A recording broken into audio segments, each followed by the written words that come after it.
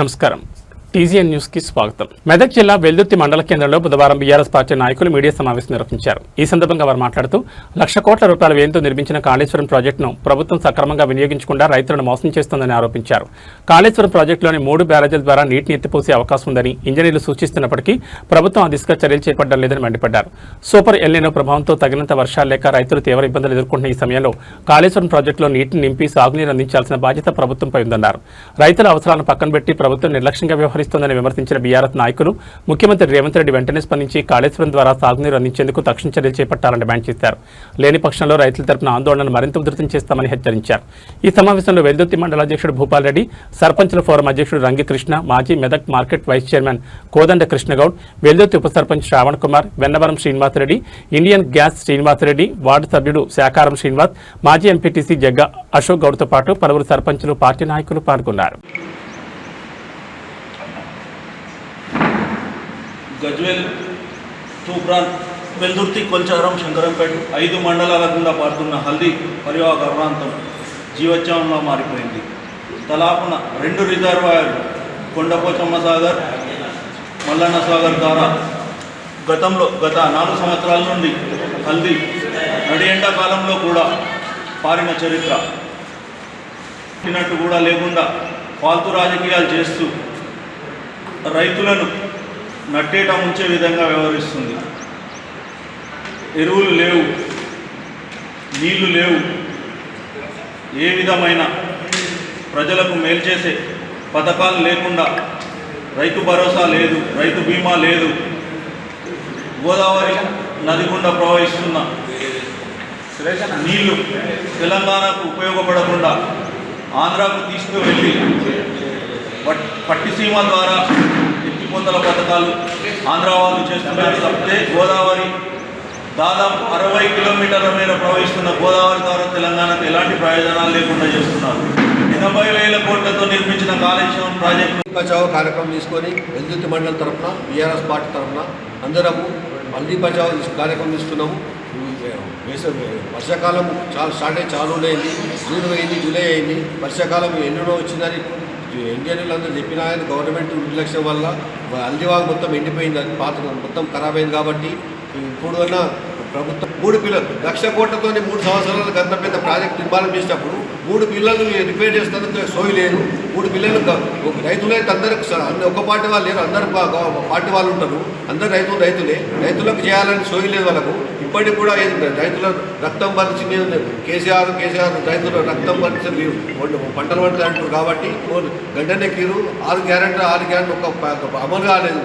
రైతు బంధు కూడా రైతు బీమా లేదు, రైతు ఏది కూడా చక్కగా వస్తలేదు. కాబట్టి మీరు ఇప్పటికి దృష్టి పెట్టుకొని ఇప్పుడైనా మీరు అన్నీ చేయకపోతే మాత్రం ప్రజలంతా ఎంబడబడిన రోజులు వస్తున్నాయి. కాబట్టి కాంగ్రెస్ వాళ్ళు ఇప్పటి రోజుల్లో మీరు వస్తే మాత్రం ఇప్పుడు ఎంబడబడి కొడతానికి రెడీ ఉన్నారు. మీరు ఇప్పుడైనా జాగ్రత్త పేరు వస్తుంది. కాబట్టి మీరు ఇప్పటికైనా ప్రజలను దృష్టి పెట్టుకొని రిలీవ్ ఇవ్వాలని కోరుకుంటాము. మేము ఈరోజు మొదలు పెట్టినాము. ఇది స్టార్టింగ్ లాస్ట్ కాగా మేము నీరులోకి కొంతమంది ఉద్రిక్తం చేస్తాము, రోడ్ల మీదకి వస్తాం, దండాలు చేస్తాం. ఇప్పుడు కాళేశ్వరం కొండపోచమ్మ దగ్గర పోతున్నాం. మేము ఎమ్మెల్సీ యాదవ్ రెడ్డి గారిని, ప్రతాప్ రెడ్డి గారిని అందరూ కలిసి హల్దీ నుంచి అస్తాలపూర్ నుంచి ఉప్పులింగాపూర్ దాకా పాదయాత్ర చేయాలని అనుకుంటాము. దానికి మనకు స్టార్టింగ్లో ఎమ్మెల్సీ యాదవ్ రెడ్డి గారు, ప్రతాప్ రెడ్డి గారు, సుంతాలక్ష్మి చరిత్రలో కాళేశ్వరం ప్రాజెక్ట్ అనేది ఒక అద్భుతమైనటువంటి కట్టడం. 4.5 కోట్ల తెలంగాణ ప్రజల ఆకాంక్ష మేరకు యావత్తు రైతాంగానికి ఉపయోగపడే అతిపెద్ద లిఫ్ట్ ఇరిగేషన్ ప్రపంచంలోనే ఉదాగా ఉంచుతున్నారు. సెంట్రల్ కమిటీ వాళ్ళు వచ్చి మేడిగడ్డ దగ్గర 2 పిల్లర్లు గుంగినాయని చెప్పేసి అన్నారు. అది నిజమే. దాని కింద కూడా మళ్ళీ ఇంకా చాలా అనుమానాలు వ్యక్తం చేస్తున్నారు. రిటైర్డ్ ఇంజనీర్లు అయితే పూర్తిగా 3 బ్యారేజ్లను కూడా ఉపయోగించుకోవచ్చు అని చెప్పేసి రిటైర్డ్ ఇంజనీర్లను చెప్తే, రిటైర్డ్ ఇంజనీర్లను ఈరోజు తెలంగాణకు సైంటిస్టులు చెప్తే ఈ మునగాడు ఏం చేస్తున్నట్టు ఆల్టర్నేట్గా వాటిని ఉపయోగించుకొని దాదాపు 6-7 జిల్లాలకు కాళేశ్వరం నీళ్లు అందే అవకాశం ఉండే. ఇప్పటికే దాదాపు 43 టీఎంసీలు కిందికి వదిలి ఆయన గురుదక్షిణ ఇచ్చినట్టుగా భావిస్తూ ఉన్నారు రైతాంగం. అంతర్గతంగా భూగర్భ జలాలు పెరిగి 4-5 కిలోమీటర్ల వరకు కూడా మరి పెద్ద ఎత్తున పంటలు పండినటువంటి సందర్భం ఉన్నది. ఈరోజు చూసుకుంటా ఉంటే ప్రతి సంవత్సరం కూడా ఈ చెక్ డ్యామ్లు కట్టక ముందు మనం అందరం చవి చూసిన వాళ్ళమే. ఎక్కడ చూసినా పంటలు వేయాలి, మార్చి లోపలనే ఎండిపోవాలి. ఎండిపోవడానికి ప్రధాన కారణం నీటి సమస్య, ఆ తర్వాత విద్యుత్ సమస్య. మరి ఇట్లా చెప్పుకుంటా పోతే తెలంగాణ రైతాంగం రేవంత్ రెడ్డి ఏం మాట్లాడుతున్నారు మీరు?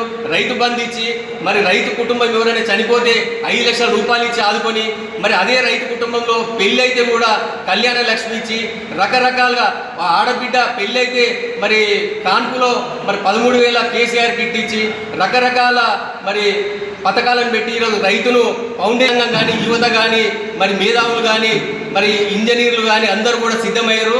నీ తడాగా భర్తం పడతారు.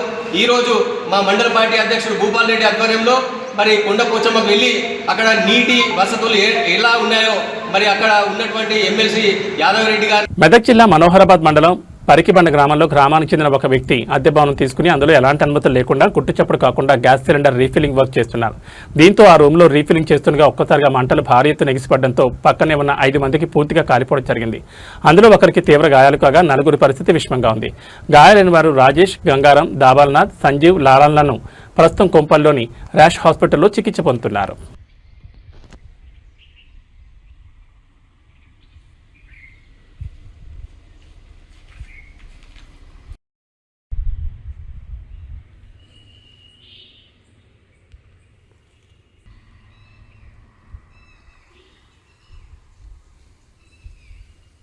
कौन सा गाँव बोलो? तुम कौन सा गाँव में हुआ? मनोहराबाद। हाँ? मनोहराबाद। तुम लोग 5 जने थे? हाँ 5 आदमी। हमको होश नहीं है सर, पूरा हाथ जलन हो रहा, पूरा मुंह शरीर जलन हो रहा। और कम हो जाता? सब कम हो जाता? जलन हो रहा सर, इतना जल्दी है, अच्छा करिए दवाई सर। हाँ। आप गांव बोलो, आपका कौन सा है? मेरा गांव है जिला बेगूसराय, हाँ। बखरी बाजार मार्केट मेरा गांव है बखरी। तो यहाँ कहाँ रहते? इधर मनोहराबाद। मनोहराबाद में? ठीक है सर बहुत जलन हो रहा। आपको क्या होना है लोग? चाचा है, उसका चाचा है। उसके चाचा है। तुम्हारा रिलेटिव ना लोग? वो चाची। चाची है। तुम्हारा भाई का बच्चा होना वो? 5 भी? 5 लड़के भी? तुम्हारे गांव के थे? आपका नाम? सामने घर है। सामने। तुम्हारा नाम? बलराम माता। आपका? अजय कुमार। आपका मैडम? गीता देवी। गीता। ओके। तुम्हारे वाले नहीं है? పరికిబండ గ్రామం మాదాబాద్ మండల్. మనకు చూసుకున్న పరికిబండ గ్రామ శివారులో రాత్రి సిలిండర్ పేలుడు జరిగింది. మనకు వంట చేసుకోవడానికి సామాన్యులకు సిలిండర్ దొరక చాలా ఇబ్బంది పడుతున్నారు. అట్లాంటిది కమర్షియల్ సిలిండర్ రీఫిల్లింగ్ చేస్తున్నారు. ఇక్కడ రాత్రి అది పేలంగానే సౌండ్లకు భయభ్రాంతులకు గురయ్యారు. కాకపోతే ఇక్కడ జరిగింది ఏదో గొడవలు అవుతున్నాయని అనుకున్నారు కానీ సిలిండర్ పేలిందని అనుకోలే.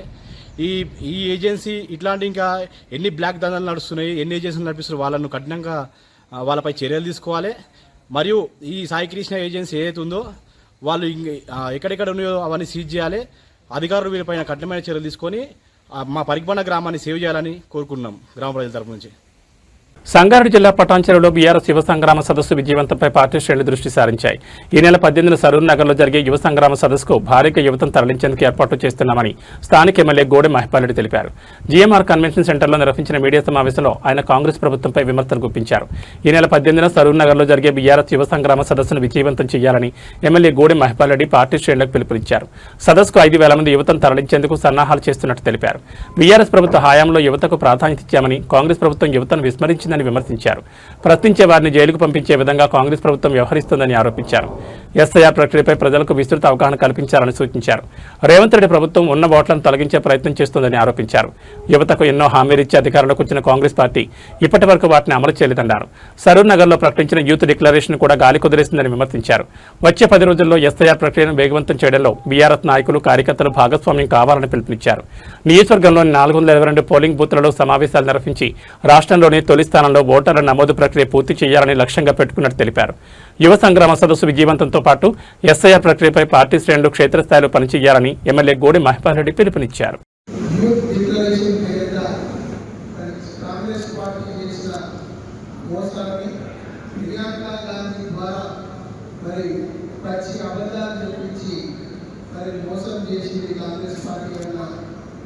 ఏదైతే ఉందో దాన్ని ప్రజలకు తీసుకుపోవాలి, యువతలోకి తీసుకుపోవాలన్న ఉద్దేశంతో మరి గౌరవ వర్కింగ్ ప్రెసిడెంట్ కేటీఆర్ గారు, హరీష్ రావు గారు, కేసీఆర్ గారు ఆదేశాల మేరకు ఏదైతే మనం పెద్ద ఎత్తున యూత్ మీటింగ్ పెట్టుకుంటామో దాని సందర్భంగా పటాన్చెరు కాన్స్టిట్యూన్సీ నుంచి దాదాపు 3,000 నుంచి 5,000 మందిని తరలించాలని చెప్పి ఏదైతే పార్టీ ఆదేశాలు ఉన్నాయో దానికి సంబంధించి ఇవాళ మరి ఎమ్మెల్యే గారి అధ్యక్షతన అదే రకంగా ఇక్కడ బీఆర్ఎస్ పార్టీకి సంబంధించిన ముఖ్య నాయకులందరూ కూడా ఇక్కడికి రావడం, మరి వారితో పాటు మరి ప్రింట్ మరియు ఎలక్ట్రానిక్ మీడియా వారికి కూడా స్వాగతం పలుకుతూ, మీ అందరికీ తెలుసు గత ప్రభుత్వం ఏ రకంగా అయితే 10 సంవత్సరాల్లో 2,50,000 ఉద్యోగాలు ఇచ్చిందో దానికి తలజమే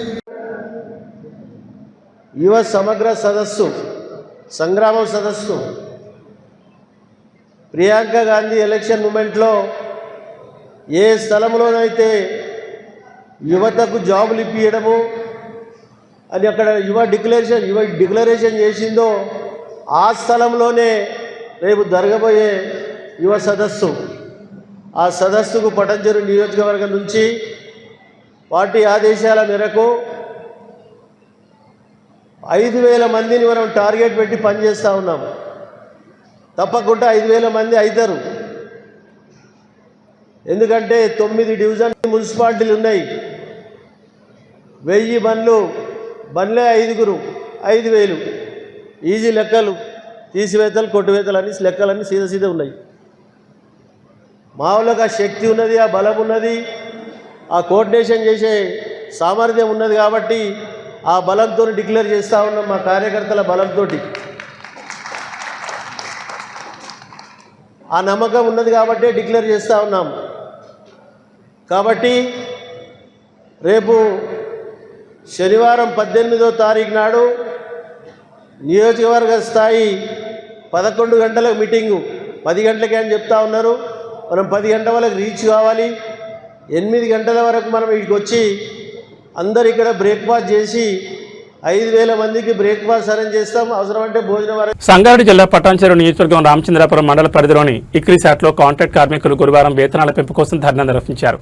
ఈ సందర్భంగా కార్మికులు మాట్లాడుతూ తాము 20 నుంచి 30 సంవత్సరాలుగా సంస్థలో విధులు నిర్వహిస్తున్నప్పటికీ ఇప్పటికీ సరైన వేతనాలు అందడం లేదని ఆవేదన వ్యక్తం చేశారు. నిత్యావసర వస్తువుల ధరలు రోజురోజుకు పెరుగుతున్నప్పటికీ తమ జీతాల్లో ఎలాంటి పెంపు లేదని, ప్రస్తుతం అందుతున్న వేతనాలతో కుటుంబాలను పోషించడం ఎంతో కష్టంగా మారిందన్నారు. తాము కూడా పెద్ద కుటుంబాల బాధ్యతలు నిర్వహించాల్సి వస్తోందని, ప్రస్తుత జీతాలతో ఇంటి ఖర్చులు, పిల్లల చదువులు, ఇతర అవసరాలు తీర్చడం భారంగా మారిందని తెలిపారు. యాజమాన్యం తమ సమస్యలను మానవతా దృక్పథంతో పరిశీలించి వెంటనే వేతనాలు పెంచాలని కార్మికులు డిమాండ్ చేశారు. ఎన్నో ఏళ్లుగా సంస్థ అభివృద్ధికి తమ వంతు కృషి చేస్తున్న తమకు న్యాయం చేయాలని, జీవన వ్యయం పెరిగిన నేపథ్యంలో తగిన వేతనాలు కల్పించాలని విజ్ఞప్తి చేశారు. శ్రీనివాసరెడ్డి నా పేరు. కాంట్రాక్ట్ ఎస్కేఎస్ అయితే 10 ఏళ్ళ నుంచి మనకు కాంట్రాక్ట్ ఎస్కేసింది. 25 ఏళ్ళ నుంచి మేము డ్యూటీ చేస్తున్నాం. ఇప్పటి నుంచి ప్లాంట్ ప్రొడక్షన్లో మందులు వడస్తులు, అన్ని వడస్తులు బాగా హాస్పిటల్ పెట్టుకున్నాం, అన్నీ చేస్తున్నాం.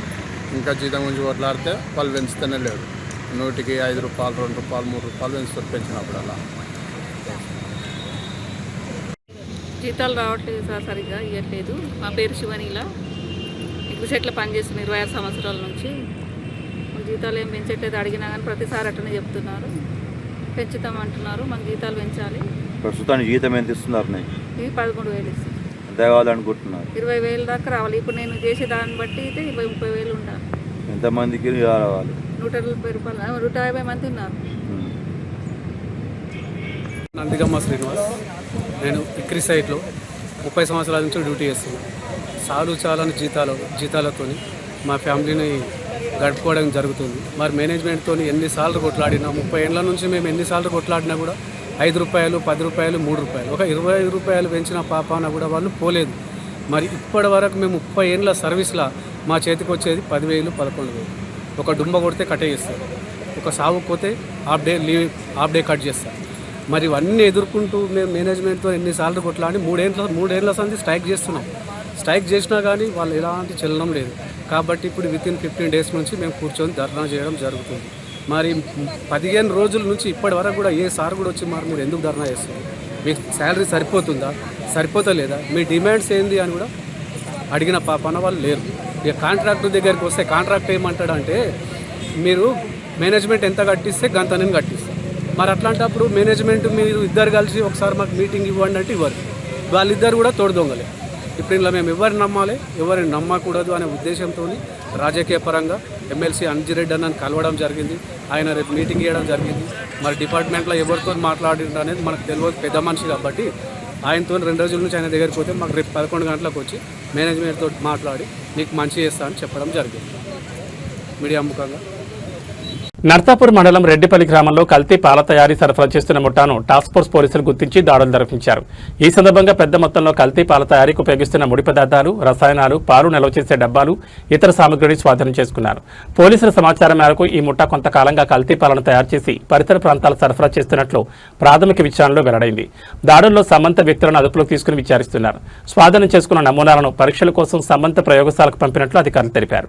ప్రజల ఆరోగ్యంతో చెలగాటమాడే వారిపై కఠిన చర్యలు తీసుకుంటామని టాస్క్ ఫోర్స్ పోలీసులు హెచ్చరించారు. కల్తీ ఆహార పదార్థాలపై సమాచారం ఉంటే వెంటనే పోలీసులకు లేదా సంబంధిత అధికారులకు తెలియచేయాలని ప్రజలను కోరారు.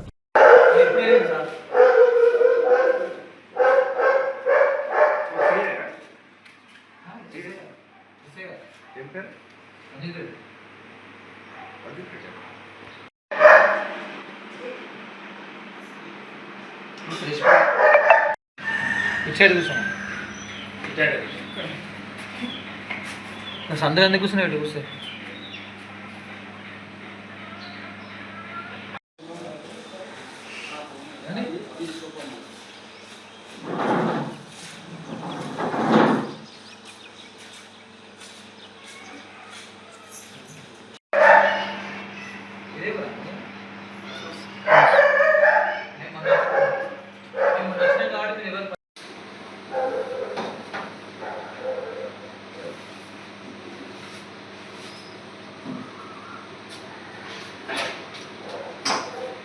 రామాయంపేట మండలం అక్కన్నపేట గ్రామానికి చెందిన కాంగ్రెస్ పార్టీ నాయకుడు పాపయ్య గారి ఎల్లంగారి గృహప్రవేశానికి కాంగ్రెస్ పార్టీ నాయకుడు Leela group chairman doctor Mohan Naik ఆహ్వానించగా వారి ఆహ్వానాన్ని మన్నించి ఈ రోజు గృహప్రవేశ కార్యక్రమంలో పాల్గొన్నారు.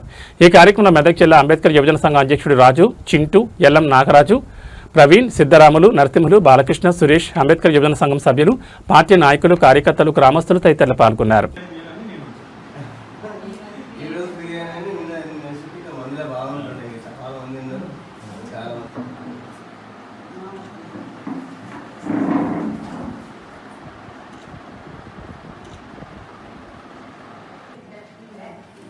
గద్దేశం సార్ నీళ్ళు ఇక్కడ ఏం ఇక్కడ గ్లాస్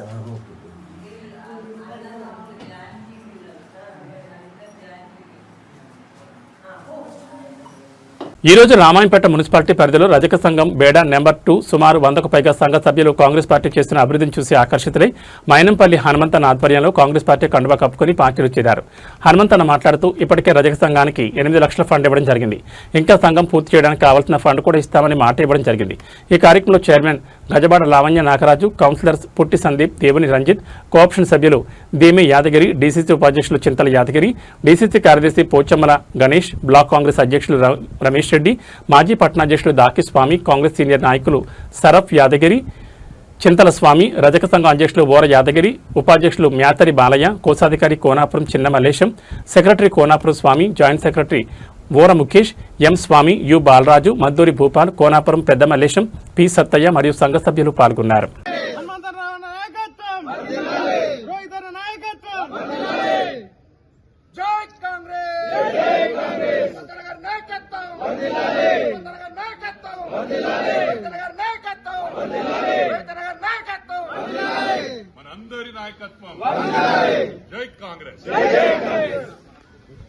మెదక్ కిల్లా అభివృద్ధిలో భాగంగా ఈ రోజు మెదక్ కిల్లా ఎందు చేపట్టనున్న వివిధ పనులను మెదక్ మున్సిపల్ కమిషనర్ పర్యవేక్షించారు.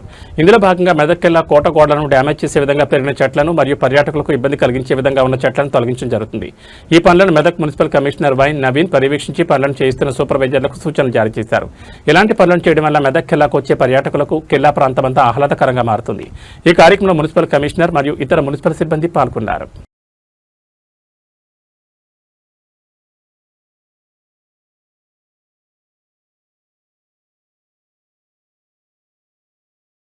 ట్రాఫిక్ రూల్స్ కోసం కాకుండా బాధ్యత కోసం హెల్మెట్ ధరించి వాహనం నడపాలని శంషాబాద్ ఏసీపీ శ్రీకాంత్ గౌడ్ అన్నారు. వాహనం నడుపుతూ ప్రమాదం జరిగితే కుటుంబం మొత్తం రోడ్న పడుతుందని హెల్మెట్ ధరించి వాహనం నడిపి సురక్షితంగా ఇంటికి చేరాలని సూచించారు. Hyderabad commissionerate RGI police station ఆవరణలోని 60 మందికి ఆయన చేతుల మీదుగా హెల్మెట్లు పంపిణీ చేశారు. ఎక్కువ ప్రమాదాల్లో తలకు గాయమే మృతి చెందిన సంఘటనలున్నాయి కాబట్టి హెల్మెట్ ధరించి వాహనం నడపడం వల్ల చాలా సేఫ్టీ అని ఏసీపీ అన్నారు.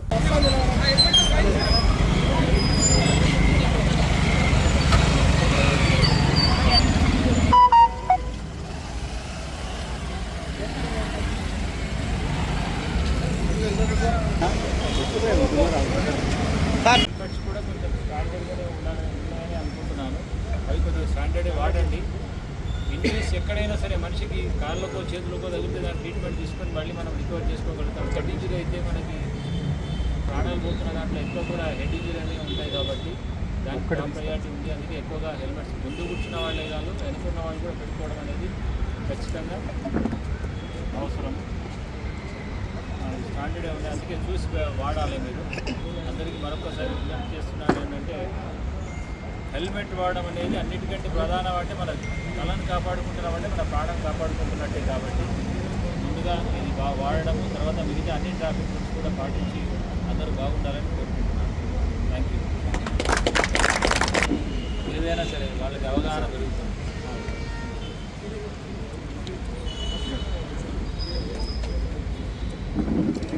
ఓకే ఇంటికాడ కాకుండా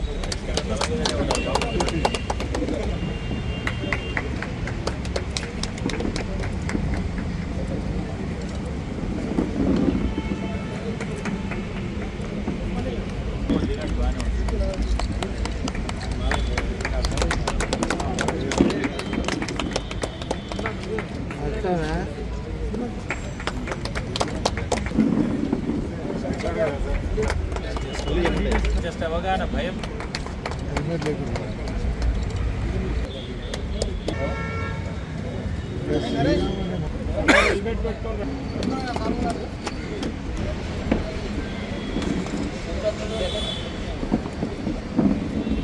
అవేర్నెస్లో భాగంగా శ్రీరామ్ ఫైనాన్స్ వాళ్ళు, మేనేజ్మెంట్ వాళ్ళు వాళ్ళ ఎంప్లాయీస్కి అందరికీ మంచి స్టాండర్డ్ హెల్మెట్లు ఇవ్వడం అనేది చాలా శుభసూచకం. వాళ్ళని అభినందిస్తున్నాను. సో అందరినీ నేను అభ్యర్థించేది ఏంటంటే ట్రాఫిక్ రూల్స్ అనేటివి వారి బాధ్యతగా అందరూ పాటిస్తే ఎవరు కూడా ఎలాంటి ఇబ్బందులు పడకుండా, ఎలాంటి యాక్సిడెంట్స్కి లోను కాకుండా ఇంటికి చేరడం వల్ల వాళ్ళు వాళ్ళ ఫ్యామిలీస్ అందరూ సంతోషంగా ఉంటారు.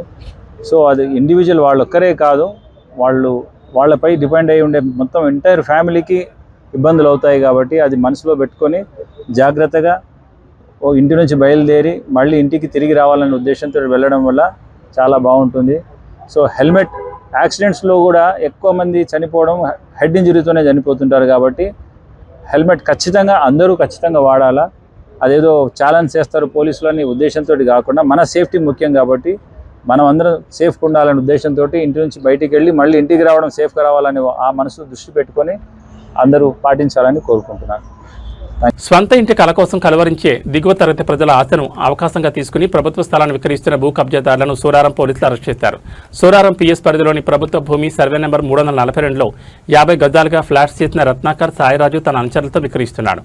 ఈ విషయాన్ని సల్మా అనే మహిళ పోలీసులకు, రెవెన్యూ అధికారులకు సమాచారం ఇచ్చింది. దీంతో ఆమెపై కక్ష కట్టి భూ కబ్జాదారులైన హేమశ్రీ, సయ్యద్ రసీమా బేగం, సయ్యద్ రహీం, సహీనాజులు దాడి చేశారు. బాధిత మహిళ ఫిర్యాదుతో భూ కబ్జాదారులైన 4గురిని పోలీసులు అరెస్ట్ చేశారు. వీరికి ముఠా నాయకుడు భూ కబ్జాదారుడు రత్నాకర్ సాయిరాజ్ బెలాల్ పరిహర్లో ఉన్నారు. ఇతరుపై 6 కేసులున్నాయి. వీరందరిపై కేసులు నమోదు చేసి రిమాండ్కి తరలిస్తున్నట్లు ఏసీపీ బాలగంగిరెడ్డి తెలిపారు. భూ కబ్జాదారుల నుంచి ప్రభుత్వ స్థలాన్ని కొనవద్దని, జాగ్రత్తగా ఉండాలని, నష్టపోతారని ఆయన సలహా ఇచ్చారు.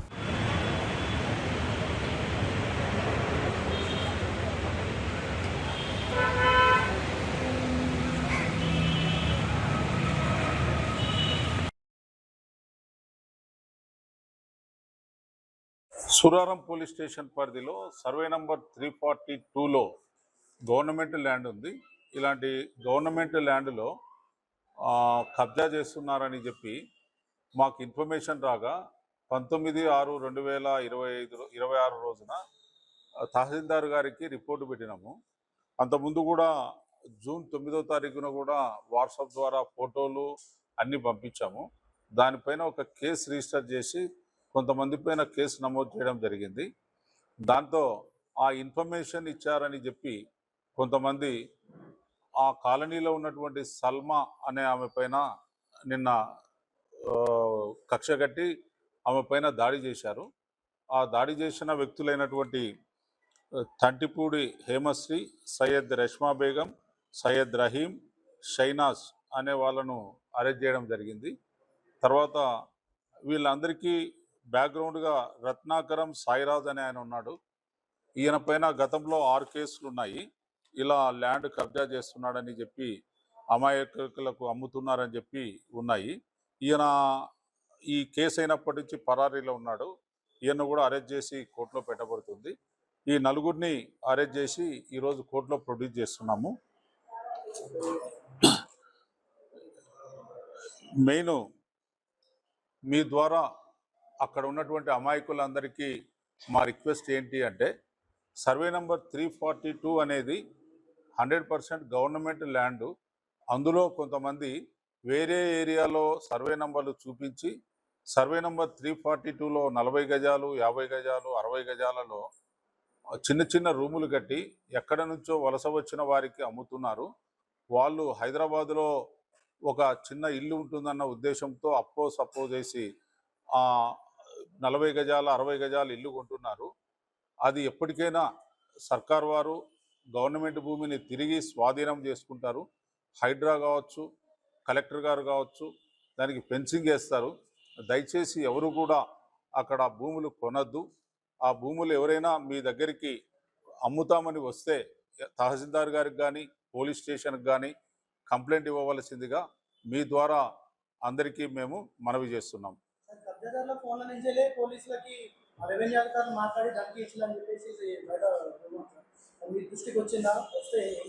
అంటే వాళ్ళు చిన్న చిన్నవి కబ్జాలు చేస్తుంటారు. అమాయకులను నమ్మియాలి అంటే ఇంకా అందరూ పరిచయాలు ఉన్నాయని ఏవేవో చెప్తుంటారు. మేము కలెక్టర్ గారికి లెటర్ రాశాము. నేను కూడా అడిషనల్ కలెక్టరు, ఆర్డీఓ, కలెక్టర్ గారికి నేను కూడా ఫోన్లో మాట్లాడాను. మా డీసీపీ సార్ కూడా మాట్లాడారు. తొందరలో ఫెన్సింగ్ వేస్తామని సార్ కూడా చెప్పారు. ఉప్పల్ పిఎస్ పరిధి రామంతపూర్ లక్ష్మీనారాయణ కాలనీలో ఐస్ క్రీం తయారీ కేంద్రంపై ఉప్పల్ ఎస్పోటీ పోలీసులు ఆకస్మిక దాడి చేశారు. గడువు ముగిసిన ఫుడ్ కలర్స్, ఫ్లేవర్లు, ఫంగస్ పట్టిన ఎండు అంజీర్ స్వాధీనం చేసుకున్నారు. లేబుల్ లేని ముడి పదార్థాలు లూజ్ టూటీ ఫ్రూట్తో తయారు చేసినట్లు గుర్తించారు. సీజ్ చేసిన పదార్థాలతో పాటు యూనిట్ నిర్వాహకుడు మందుల రమేష్ అదుపులోకి తీసుకున్నారు ఉప్పల్ పోలీసులు. ఉప్పల్ పోలీసుల విచారణలో గడువు ముగిసిన పదార్థాలతో ఐస్ క్రీం తయారు చేసి స్థానిక దుకాణాలకు సరఫరా చేస్తున్నట్లు వెల్లడైంది. నిర్వాహకుడిపై కేసు నమోదు చేసి దర్యాప్తును ప్రారంభించారు. ప్రజల ఆరోగ్యానికి హాని కలిగించే ఆహార పదార్థాలపై ప్రత్యేక నిఘా కొనసాగుతున్నట్లు, నిబంధనలు ఉల్లంఘించే వారిపై కఠిన చట్టపరమైన చర్యలు తప్పవని పోలీసులు హెచ్చరించారు.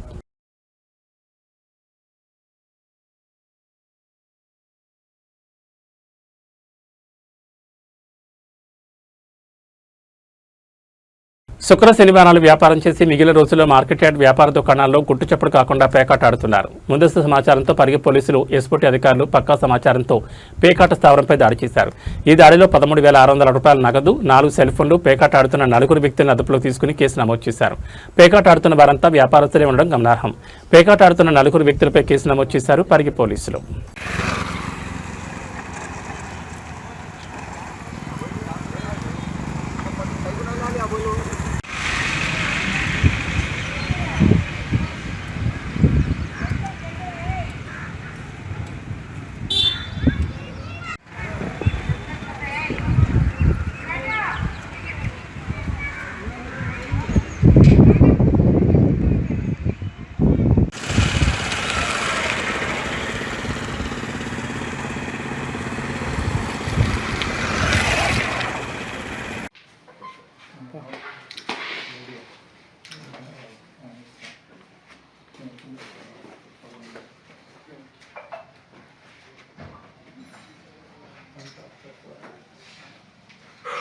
మీర్పేట్ పోలీస్ స్టేషన్ పరిధి హస్తినాపురం శ్రీ రమణ కాలనీలో ప్లాస్టిక్ గోదాంలో చెలరేగిన మంటలు, 7 ఫైర్ ఇంజన్లతో మంటలు నార్పారు అగ్నిమాపక సిబ్బంది. ప్లాస్టిక్ గోదాం కావడంతో మంటలు అదుపు తప్పి పక్కనే ఉన్న ఇంటికి అంటుకున్నాయి. స్థానికులు అప్రమత్తం కావడంతో ప్రాణ నష్టం తప్పింది. మంటలు దాటికి ఇంట్లో ఉన్న సామగ్రి దగ్ధమైంది. సుమారు 20 లక్షల రూపాయల ఆస్తి నష్టం జరిగింది. రెసిడెన్షియల్ కాలనీలో పర్మిషన్ లేకుండా గోదాం నిర్వహిస్తున్నారని స్థానికులు ఆగ్రహం వ్యక్తం చేస్తున్నారు. అధికారులకు ఎన్నిసార్లు కంప్లైంట్ ఇచ్చినప్పటికీ ఎటువంటి చర్యలు తీసుకోవడం లేదని ఆవేదన వ్యక్తం చేశారు. ఇప్పటికైనా వీటిపై తగిన చర్యలు తీసుకోవాలని తెలిపారు.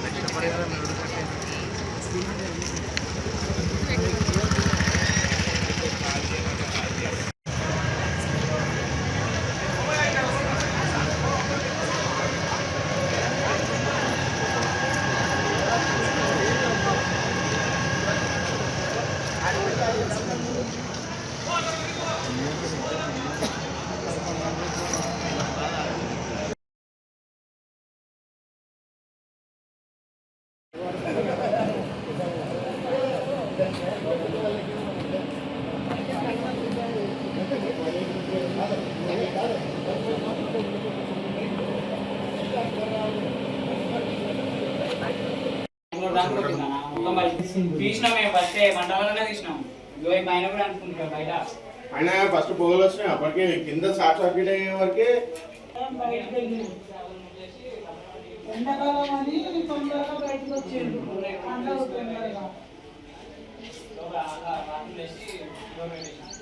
పక్క గోడలు ఏం పని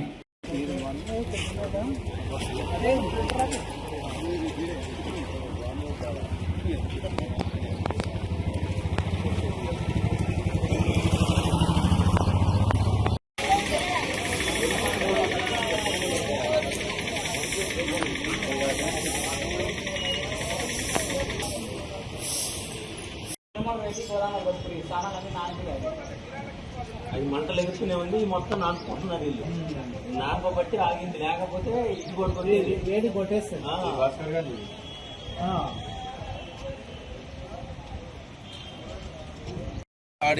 నందనవనం సీను స్వామి నా పేరు నాయన ఎల్బీ నగర్ వస్తినాపురం శ్రీరమణ